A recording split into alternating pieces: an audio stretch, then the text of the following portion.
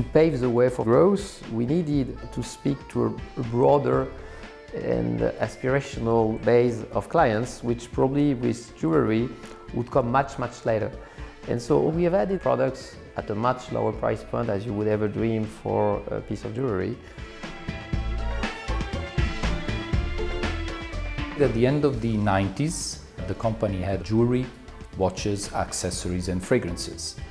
And then we thought about how can we interact in a more intimate way with our customers. And this idea of doing a very small collection of ultra-luxury hotels came about.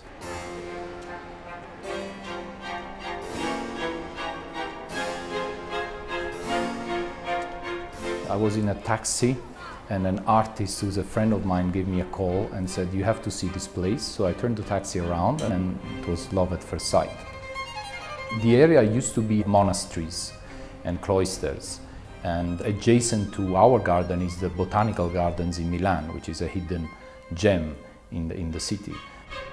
There was a building which used to be a convent, part of it very old, from the 1600s, part of it more recent, from the 1970s. And we set about redesigning it, completely changing its image.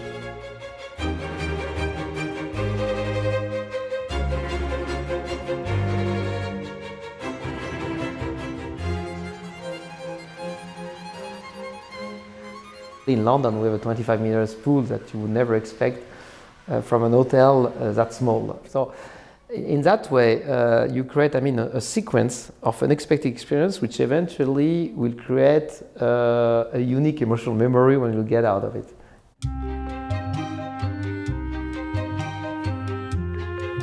There's a lot of bad history about brand extensions.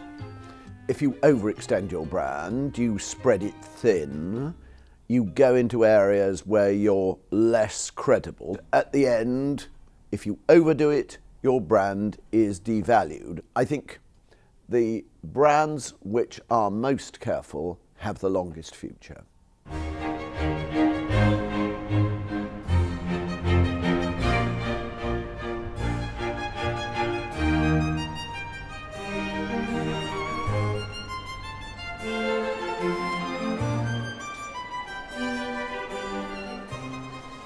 The most frustrating thing in this project has been the fact of finding so few locations that were appropriate.